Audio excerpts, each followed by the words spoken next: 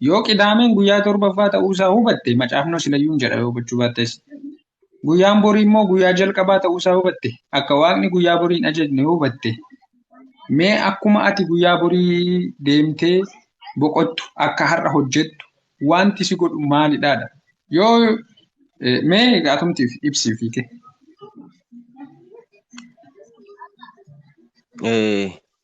Yaadichi yaada baay'ee gaariidha. Seera waaqayyoo eeguu irrattidha kan nuti hidhanne.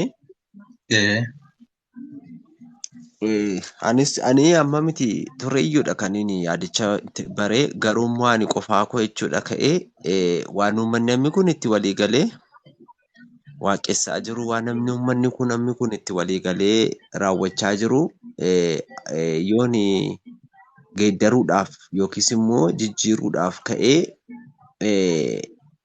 akka isaanii nan fudhanne nan beeka jechuudha.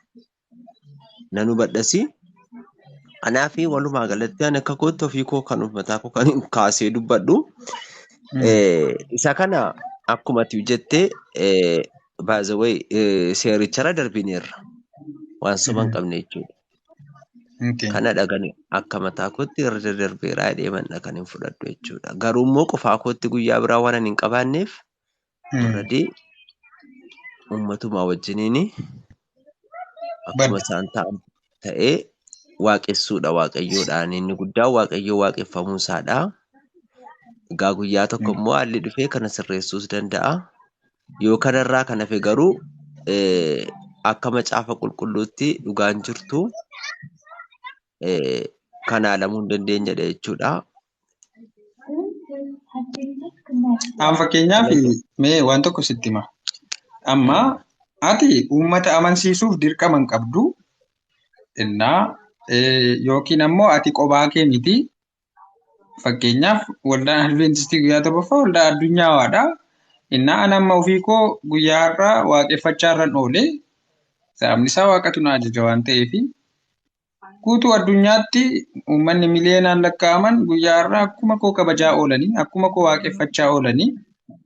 Ati qo'i nama gammachaa. Fakkeenyaaf Yesuus akkas jedhe Maatewos boqonnaa 15 lakkoofsa 8-9. Sabni kun afaan isaatiin ulfina naaf kenna, garaan isaa garuu baay'ee natti fagoodha. Ana waaqessuun isaanii akkasumaanii abboommii namaa akka seera waaqayyootti barsiisuu jedha. Amma abboommii namaa akka seera waaqayyootti barsiisuu inni kun baay'ee nama yaaddessa. Kun abboommii namaati. Guyyaa borii akkati boqottu kan jedhe nama. Guyyaa irraa akkati boqottu kan si ajaje garuu waaqa.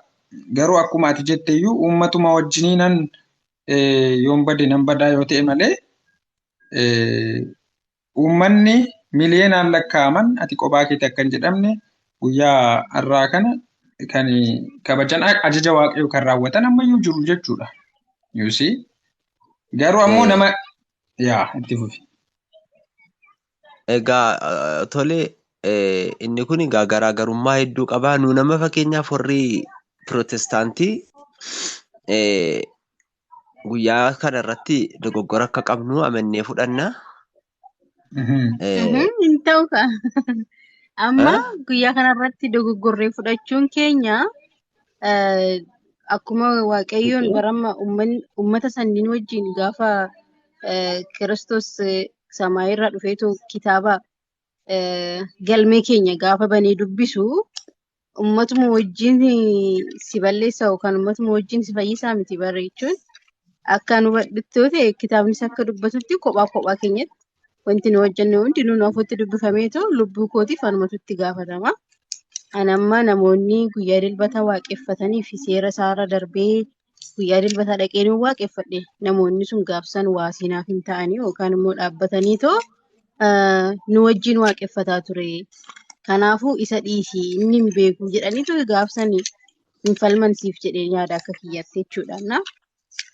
Hubannaa kan otuma kitaaba qulqulluu arginu jallifneerra jenneetu deebinee immoo waaqayyotti namannaa seera isaa hin eennaa isa hin jaallannaa yoo jenne waaqa goyyoomsuun ta'u akka keetti mee seerarra darbineerra nu badha jette garuu goyyoomsuun ta'u. Akkasii Adventistiin gaariidha.